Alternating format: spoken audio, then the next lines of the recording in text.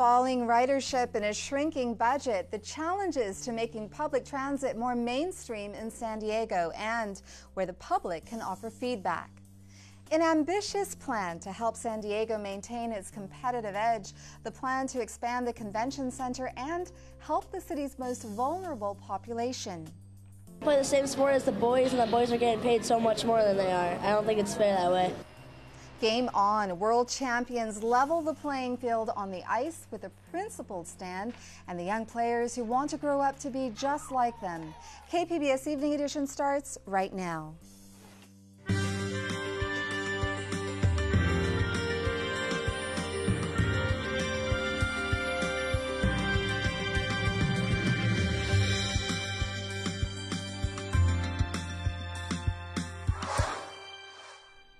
Good evening. Thanks for joining us. I'm Amitha Sharma.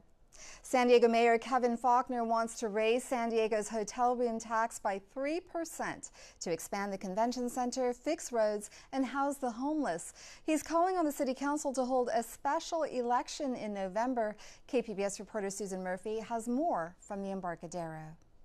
Mayor Faulconer says expanding the convention center would create thousands of jobs and boost tourism, and the millions of dollars generated to fund street repairs and reduce homelessness would impact anyone who lives or drives on the streets of San Diego for many years to come. We're here because these issues demand immediate attention at City Hall. Mayor Faulconer stood with city leaders, tourism officials, and homeless advocates near the convention center to outline how a 3% transient occupancy tax increase, or TOT, could benefit the city. And of course, the only people that will have to pay this very modest increase are the tourists and the convention goers staying overnight in San Diego. And meanwhile, San Diegans will receive the benefits. He says the convention center has reached capacity and the city is losing its competitive edge. Expanding the facility would have a regional impact of nearly $900 million and create thousands of permanent jobs. The tax increase would also generate $10 million annually for street repairs and another $10 million for homeless services. Homelessness in San Diego is a problem not just for those of us that are most vulnerable and on the streets and in the shelters, but it's a problem affecting the entire fabric of the community, including the business world and in particular the tourism industry that's part of that business world. But a TOT tax has been on the San Diego ballot before and rejected by voters multiple times. The mayor admits reaching 2/3 voter approval will be a challenge, but he believes this time will be different. It's never easy to get 2/3, but I'm confident that as we work together as a city, we have a real opportunity to get this across the finish line. The TOT is currently 10.5%. Susan Murphy, KPBS News. New negotiations start this week on how much customers should pay for the multi-billion-dollar shutdown of the San Onofre nuclear power plant. The talks are aimed at replacing a current deal that saddles customers with most of those costs. Ratepayer advocates cried foul when state regulators approved a settlement in 2014 that forced customers to pay 70% of the costs of San Onofre's closure following a radioactive leak. Those cries grew louder after revelations emerged that the pact's terms had been hammered out at a secret meeting in Poland by a state regulator and a Southern California Edison executive. Consumer lawyer Mia Severson believes that conduct, coupled with Edison's knowledge about the risks with the equipment that sprung the radioactive leak, made clear who should bear the brunt of the $4.7 billion price tag to shut down San Onofre. It's no secret that the position in our public filings all along is that it is the shareholders and not the ratepayers, not the customers, that should shoulder the burden of most of that. Former federal judge Lane Phillips will oversee the talks. He previously mediated a settlement between the NFL and retired players over concussion injuries. Edison declined comment. A California law granting driver's licenses to people in the country illegally may have reduced the likelihood of hit and runs in the state. That's according to a study released today by Stanford's Immigration Policy Lab. Researchers estimate the law also saved insured drivers about $17 million because they aren't absorbing the cost of those collisions. About 850,000 immigrant licenses have been given out since the law took effect in 2015. A San Diego man accused of collaborating with a hostile government has been released from prison in Iran after going on a hunger strike. Robin Shahini had been serving an 18-year sentence in Iran. Activists believe he was targeted by Iranian hardliners because he's a dual national. Shahini was detained in July after he had traveled to see his mother, who was diagnosed with Alzheimer's disease. He left Iran in 1998 and has lived in San Diego for 16 years. He graduated in May from San Diego State University with a degree in international security and conflict resolution. A newspaper on the Mexican border announced it was closing down operations after a reporter was assassinated. The editor of Norte, a major Ciudad Juarez newspaper, made the announcement in an online editorial. On its front page, it was simply titled Adios. He attributed the closing to the murder of journalist Miroslava Buric, who once worked for the newspaper. She was shot and killed 2 weeks ago after her reporting on traffickers in Mexico's heroin and marijuana cultivation regions. She was the third journalist in Mexico killed in March alone. A new study shows fewer international students applied to the University of California last year than they did in the previous 12 years. The San Francisco Chronicle reports the decline coincides with the election of President Trump. Before last year, foreign student applications had been increasing by an average of 21% a year. Applications from Mexico plunged 30%, while applications from countries with large populations of Muslims were down 10%. A California lawmaker is proposing to limit the use of bail in county courts. Democratic State Senator Robert Hertzberg says the system often imposes bail that is too high, leaving poor people stuck in jail. At the end of the day, this whole system, the way it's set up, you know what it's about? You got the money, you get out. You don't got the money, you cop a plea, you take, it's crazy. You got 63% of people in Los Angeles are sitting in jail that haven't been sentenced to nothing. Then you got people who have been sentenced and they're let out because the jails are overcrowded. I don't know about you, but in my book, that's dumber than a box of rocks. Opponents say limiting the bail system means judges will resort to more restrictive means like ankle monitors to ensure people show up to court. A Senate committee is scheduled to hear the bill tomorrow. The Metropolitan Transit System is proposing changes to a number of bus routes and schedules. KPBS Metro reporter Andrew Bowen says the agency is holding open houses in and around San Diego to get feedback from the public. MTS is grappling with declining ridership and a shrinking budget. That's why it embarked on its transit optimization plan, changes to 67 bus routes. 10 of those routes would be cut altogether. S. Clive Richard rides MTS every day. After checking out the list of route changes at an open house in El Cajon, he says he's impressed. Seems to be addressing those issues about how you really integrate a network. It's one thing to just simply have routes that cross each other, but you need service that actually connect. MTS's decline in ridership is despite goals in San Diego of reducing greenhouse gas emissions by making public transit more mainstream. Spokesman Rob Shoup says the updates to the bus network are meant to make the system more market-driven and efficient. We will be increasing frequencies on those high-demand routes. Some of the routes that have very low ridership will probably take resources off of those and put them on the high-demand routes. There are about a dozen more open houses this week being held throughout the county. Passengers can submit comment cards or fill out a survey online to give feedback. The changes to the bus network are expected to go to the MTS Board of Directors in May before final approval. Andrew Bowen, KPBS News. For a list of the remaining open houses this week and for more on the bus route changes, go to kpbs.org. The North County Transit District is also making changes to its network with several bus routes on the chopping block. Allison St. John has that story. Public transit ridership is falling nationwide as gas prices fall and alternatives like Uber and Lyft compete with buses and trains. North County Transit District saw a drop of more than 5% in riders last year and about 10% in the last 2 years. After a peak in 2015, the Transit District's ridership is now below $12 million a year, and fare revenues have fallen by more than $1 million.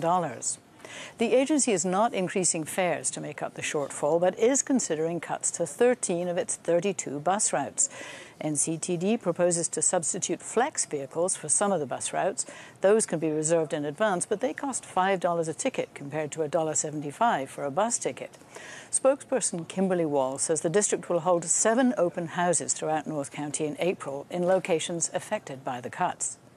We're looking to see what the public thinks of these changes, if they have other suggestions which might be better, and if there really is just a public outcry that they really don't want some of these changed or eliminated. North County Transit District calculates reducing or eliminating those 13 bus routes would save the agency about $2.3 million. Cuts are not proposed for the Coaster or Sprinter light rail lines. The board will decide at a public hearing on May 18th which bus routes will be affected. Alison St. John, KPBS News.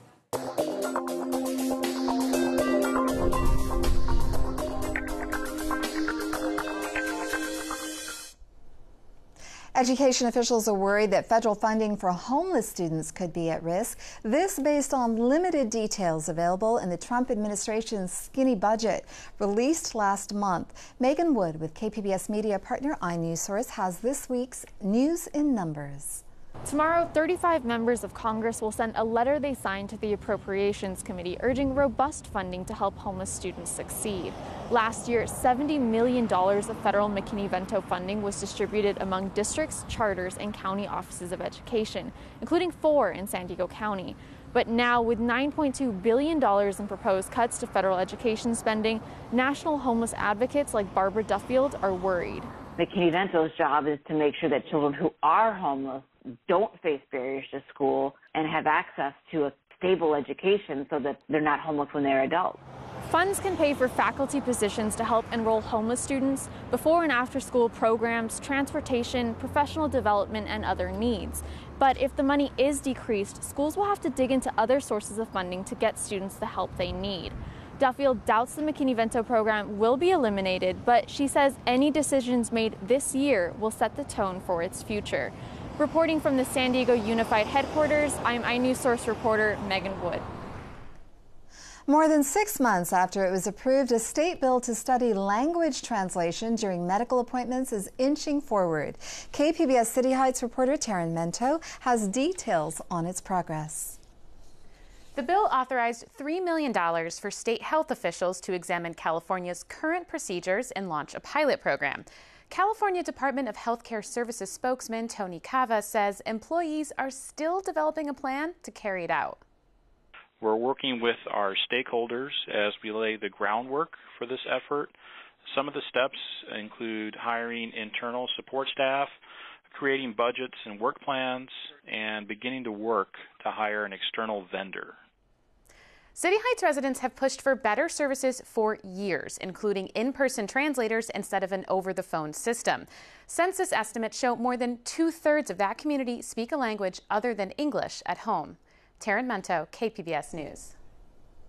San Diego County kicked off its annual blood drive today. Every April for the past 33 years, county employees have been donating blood. Today's event was in the administration building downtown, but the drive will move to different work sites to give employees all over the chance to set an example for the rest of the county. Marcia Cook says a blood stem cell donation saved her life. She was lucky because she had a sibling who was a perfect match. Many cancer patients out in the community are waiting for matches. They're waiting for stem cells that can be a perfect match for them and that could potentially cure them and save their lives. The county blood drive is one of the largest in the region for the San Diego Blood Bank. Want to make sure you have the ear of the San Diego cop that patrols your block? You may consider attending a community meeting. A recent event at the Living Room on El Cajon Boulevard drew more than a dozen San Diego residents and several officers from San Diego's Mid-City Division. The station's new captain, Thomas Underwood, and his officers sipped cups of joe and heard about community issues from concerned citizens. The Coffee with a Cop event gave City Heights resident Ann Joseph the chance to meet the new captain. But Joseph says for her, the meeting resulted in more than just socializing with cops. And I see a lot of community leaders here, and I'm connecting with them a little bit too, and that's a big plus for me too. For a list of other community meetings where Mid-City officers will be present, go to kpbs.org. Cloudy skies over the San Diego Embarcadero. You could see gentle waves moving along the docked boats. We're expecting sunny weather for the work week. Julia Whiten lets us know how long it'll last. Not too bad of a day that we've had so far. I'm meteorologist Julia Whiten. Temps today made it into the 60s. We did have some cloud cover, but no rain. And that's not just for our area, it's for all of California. Showers were off to the east today over Nevada and spreading into Utah. We're going to stay dry through tonight. Your forecast is mid-50s and partly cloudy skies. Should be a decent evening, but heads up, it will still be pretty blustery. We have a wind advisory in effect until 10 p.m., mainly for our higher elevation areas. That's where gusts could be up to about 45 miles per hour, so just be mindful of that if you are going to be traveling in that direction. Our futurecast, though, shows that by the time we get towards around midnight, those winds will diminish. We'll have sustained winds around 19 miles per hour at Borrego Springs and 20 miles per hour in Mount Laguna, and then they continue to diminish from there. So less blustery as we head into Tuesday afternoon. Let's take a look at what we have in store for our temperatures. Tonight will drop down to the 40s and 50s. In San Diego, 56 degrees, Alpine 43 degrees, and our skies again will be partly cloudy to mostly clear. Nice and pleasant for Tuesday. Again, any activity stays way off to our east, pushing into Colorado. We'll have some snow showers there and a bit windy over some of our desert spots, but Southern California looking to be nice and comfortable with high pressure and control. Now, we're not going to stay this way forever. We do have potential for rain in California as we get into the later part of the week, but those showers really only make it down towards about the LA area. Most of San Diego stays rather dry, so that's, again, some good news for us. Let's take a look at the extended forecast. At the coast, we have plenty of sunshine. Tuesday will be in the upper 60s. We'll warm up into Wednesday to 73 and then drop back down to the upper 60s by the time we wrap up the week. Lots of sun. The forecast for the inland area. Temperature on Tuesday, 77. We'll bounce up to the 80s on Wednesday, and then we'll be in the 70s for Thursday through the weekend. Quite a bit cooler on Saturday, that high temp at 69 degrees. In the mountain area, we have highs in the low to mid 60s through the middle of the week. For the weekend, we'll have temperatures dropping down to the low 50s, so quite a bit cooler for Saturday. But again, staying sunny outside at least. And finally, for your desert areas, check out how warm we get by Thursday. That high temp could be well into the low 90s. Temperature on Friday, though, drops to the 80s, and we dip into the 70s with a breeze as we start off the weekend. For KPBS News, I'm meteorologist Julia Whiten. Coming up tonight on PBS NewsHour, combating fake news. Facebook's COO Sheryl Sandberg says the company is tackling the problem head on. False news is a problem across the board, and it comes from all kinds of sources. And we know it's bad for our communities and our governments and our citizens. Plus, a subway explosion in Russia that might be connected to ISIS. That's tonight on the PBS NewsHour, starting at 7, right here on KPBS. Team USA's hockey players say the settled wage dispute that had threatened their participation in the Women's World Championship this week will pay dividends down the road for the next generation. AP's Mike Hausholder has the story. Kieran Foltz feels most at home on the ice. Hockey is pretty much my whole life. The same goes for teammate Tegan Brown. I really want to play high-level hockey, and I'll do whatever it takes to get there. Kieran, Tegan, and the other members of their 12 and under youth team in suburban Detroit have big hockey dreams, in part because the road was paved by those who came before them. All of them are my idols. The U.S. women's hockey team is playing this week just a few miles away from where their youthful counterparts practice. Team USA is defending its world championship in Plymouth, Michigan, something that came oh so close to not happening at all. We were standing up for what we truly believed in. Captain Megan Duggan and her teammates boldly threatened to boycott the marquee tournament over a wage dispute with USA Hockey. Just days before the first puck was dropped at USA Hockey Arena, the sides agreed on a 4-year deal that includes insurance and other improvements. We want young girls in the future of this program to look up at us, you know, when they're watching and know, like, I want to be that. And when I get there, like, this is the life. They're definitely watching. I agreed with them. I mean, they play the same sport as the boys, and the boys are getting paid so much more than they are. I don't think it's fair that way. The world champs leveled the ice with their principled stand, and it's already paying dividends for the next generation of players. Mike Householder, Associated Press, Farmington Hills, Michigan. Around for the Dodgers with Myers at third. That was Padres infielder Yangervis Solarte. He took the first swing of the season against the LA Dodgers. They started off strong but trailed behind as the game went on. Padres lost 14-3. The team will try to redeem themselves Friday when they face the San Francisco Giants during the first home game at Petco Park. A tasty science experiment that pairs space travel with a classic Easter treat. NPR science reporter Adam Cole wanted to know, what do you get when you combine a microwave and a pan full of those pastel-colored marshmallows known as Peeps? In tonight's SciTech report, he shows us how the squishy mess can actually help you calculate the speed of light. It's the week after Easter, and that means homes all across America are overflowing with stale Peeps. Now, you could either eat those Peeps, or you could use them to find the speed of light. Finding speed of light with Peeps. The speed of light is one of those numbers that people have chased for centuries. Galileo wanted to know how fast light moves. Buonasera. So he proposed an experiment. Facciamolo. He would uncover a lantern, and when the light reached his assistant, the assistant would quickly uncover his own lantern. Using a water clock, Galileo would keep track of the time between uncovering his light and seeing his assistant's light.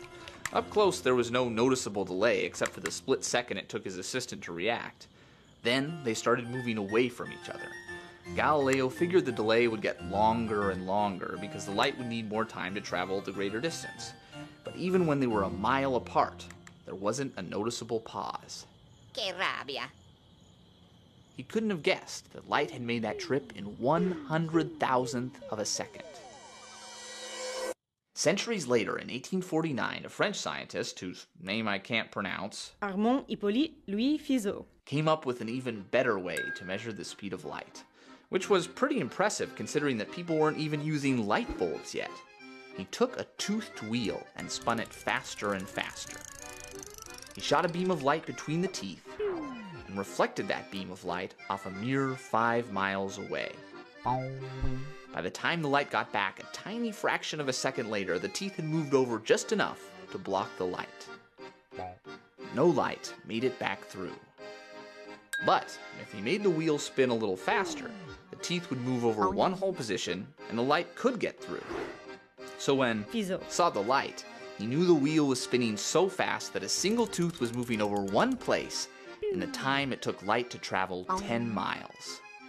With some quick math, Armand Hippolyte Louis Fizeau determined that the speed of light was 700 million miles per hour, which we now know was only 5% off the actual value. Today, I can find the speed of light in my kitchen, and that brings us back to Peeps. Finding speed of light with Peeps. And a microwave. And a microwave. And just a little bit of physics. And physics, just a little bit. Microwaves travel at the speed of light. And like all waves, their speed is determined by how fast they go up and down, that's the frequency, and their wavelength. The frequency is written on the side of my microwave right here, 2,450 megahertz. So we've got the frequency. Now to calculate the speed, we just need to know the wavelength. And we can find the wavelength by microwaving Peeps. I'll set it on low so the peeps don't just explode, and let it run for a minute or two. Inside, microwaves are bouncing around. In some spots, there isn't much energy at all, and the peeps in those areas stay cold. In other spots, there's lots of energy, and the peeps get really hot. Those hot spots are half a wavelength apart. So, in theory, if I measure the distance between melted peeps, I can find the wavelength. And sure enough, some of the peeps are really gooey, while others haven't melted at all.